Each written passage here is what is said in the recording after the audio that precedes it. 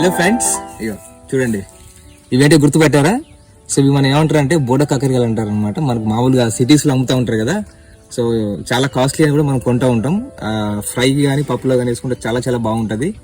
ఇది ఏంటంటే మనకి సాధారణంగా అడవిలో దొరికేటువంటి మనకి ఒక అరుదైనటువంటి తీగ జాతి అనమాట ఇది.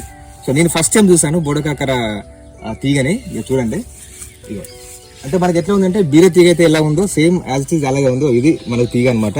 ఇక్కడ మీరు చూడొచ్చు బోడకాకరకాయ దీనికి ఉంది చూడండి, ఓకేనా. సో ఇదేంటంటే మనకు దొరికినటువంటి ఒక అదృష్టం చెప్పుకోవాలి. సో ఇది మనకు కూరలో తినడం వల్ల వచ్చే బెనిఫిట్స్ ఏంటంటే మంచి విటమిన్ ఏ ఉంది దీంట్లో, ఫైబర్స్ ఉంటాయి, విటమిన్ సి కూడా ఉంటుంది. దాంతోపాటు మనకి మంచి ఖనిజాలు కూడా దీంట్లో మనకు దొరుకుతాయి అనమాట. సో మీకు కనుక సిటీలో దొరికితే మాత్రం ఖచ్చితంగా దీన్ని మీరు తినే ప్రయత్నం చేయండి. సో ఇంతటి విలువైనటువంటి ప్రకృతి సంపద అంటారు కదా, అంటే మనకు ప్రకృతిలో సహజంగా దొరికేటువంటి సో ప్రతిదాన్ని మనం ఖచ్చితంగా మనం కాపాడుకోవాలి. సో ఫైనల్ ఏంటంటే మనం కంపల్సరీ మన ప్రకృతిని కాపాడుకుంటే మనకి ఇలాంటి సహజమైన వంటలు మనం తినవచ్చు. Thank you so much.